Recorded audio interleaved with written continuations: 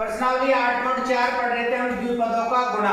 सवाल number 1 complete हो गया था कल। सवाल नंबर 2 का पहला सवाल, यानी दो पद है, इनको आपस में गुणा करना है। 5 को सबसे पहले 3 से गुणा करेंगे तो कितने आएंगे 15, फिर 5 को x से गुणा करेंगे तो ये आएगा 5x, फिर -2x से 3 को गुणा करेंगे तो चिन्ह माइनस का 6x आएगा, -2x को x से गुणा करेंगे तो ये आ जाएगा -2x²। अब ये तो प्लस का और ये माइनस का, तो ये हो जाएगा आपका 15 -x -2x²। इस प्रकार ये गुणा कर लिया हमने। अगला है इसका दूसरा सवाल है x + 7y, इसको गुणा करना है हमको 7x - y से। x + 7y को 7x - y से गुणा करना है। तो सबसे पहले देखो x से इन दोनों को गुणा करना है, तो सबसे पहले x को गुणा करेंगे 7x से तो 7x² हो जाएगा, चिन्ह माइनस है तो माइनस, x और y को गुणा करेंगे तब ये आएगा आपके पास में x और y। फिर 7y को हमको 7x से गुणा करना है, प्लस का चिन्ह है, 7 × 7 करेंगे तो 49, और x और y को गुणा करेंगे तो x और y, चिन्ह यहाँ माइनस का रहेगा। 7y को y से गुणा करेंगे तब ये आएगा 7y²। तो 7x² का 7x², ये माइनस का और ये प्लस का है, तो 49 में से अपन एक घटाएंगे तो कितने बचेंगे 48xy, और आगे 7y² है 7y²। इस प्रकार इनको हमको गुणा करना है। अब इसका तीसरा सवाल है a²b, इसको गुणा करना है हमको a + b² से, a + b² से। तो a² को पहले a से गुणा करेंगे तो ये आ जाएगा a⁴ प्लस a² को b² से गुणा करेंगे तो ये आ जाएगा a²b²। फिर b से गुणा करना है इन दोनों को, a और b को a से गुणा करेंगे तो ये आएगा ab, फिर प्लस का चिन्ह है तो प्लस, b को b² से गुणा करेंगे तो ये आएगा b⁴। इस प्रकार ये तीसरा सवाल समाप्त। अगला है p² - q² और 2p - q गुणा करेंगे। देखो p² से पहले इन दोनों को गुणा करना है, तो 2 तो 2 रहेगा, p² को p से गुणा करेंगे तो p⁴, फिर p² से q को गुणा करेंगे तो ये आ जाएगा p²q। अब q² से इन दोनों को गुणा करेंगे, चिन्ह माइनस है तो माइनस रहेगा, 2pq², फिर -q² को इससे q से गुणा करेंगे तो चिन्ह माइनस का, ये आगे q से इसको q² से गुणा किया 2p को तो 2pq², फिर q² को q से गुणा करेंगे तो q⁴। इस प्रकार यहाँ आपका दूसरा सवाल पूरा होता है। 4 सवाल थे इसमें। अब तीसरा सवाल का पहला सवाल है x² - 5 और ये x + 5 और प्लस में 25, तो प्लस में 25 का दे तो लास्ट का, इसको कोई हमको किसी काम में नहीं लेना है, हमको इनको पहले गुणा करना है। x² को x से गुणा करेंगे तो ये आ जाएगा x⁴, फिर 5 को x² से गुणा करेंगे तो ये आ जाएगा 5x²। अब -5,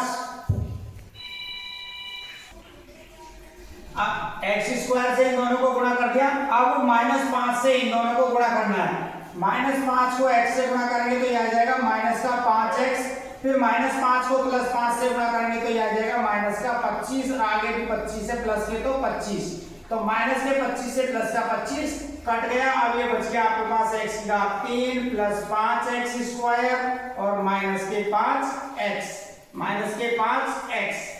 अब ये पहला सवाल है। दूसरा सवाल देखो इसका, a² + 5, इसको गुणा करना है हमको b² + 3 और आगे इसमें दीर्घा प्लस के 5।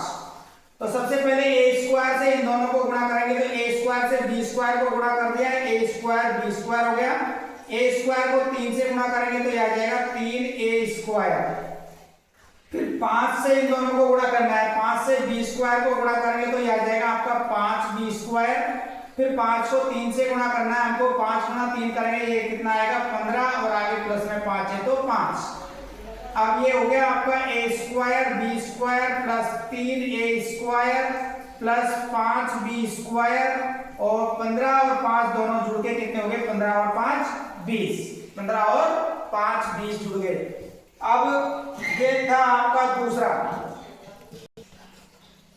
अगला सवाल है तीसरा, t प्लस एस स्क्वायर, इसको गुणा करना है टी स्क्वायर माइनस एस से। तो पहले t से इन दोनों को गुणा करते हैं, टी स्क्वायर को t से गुणा करेंगे तो ये आ जाएगा t की घात 3, माइनस का चिन्ह है तो माइनस, t को और s को गुणा करेंगे तो ये आ जाएगा आपका s और t। इसी प्रकार अब s स्क्वायर से गुणा करेंगे, s स्क्वायर से गुणा करेंगे t स्क्वायर को, तो ये आपके पास आ जाएगा s स्क्वायर और t स्क्वायर, चिन्ह माइनस है तो माइनस रहेगा, s स्क्वायर को s से गुणा करेंगे तो आ जाएगा आपका s की घात 3। तीसरा सवाल। अब एक चौथा सवाल है आपका। चौथे सवाल में है a प्लस बी गुणा c minus D plus a minus B c plus D plus 2 कोष्टक में AC plus BD, AC plus B और D।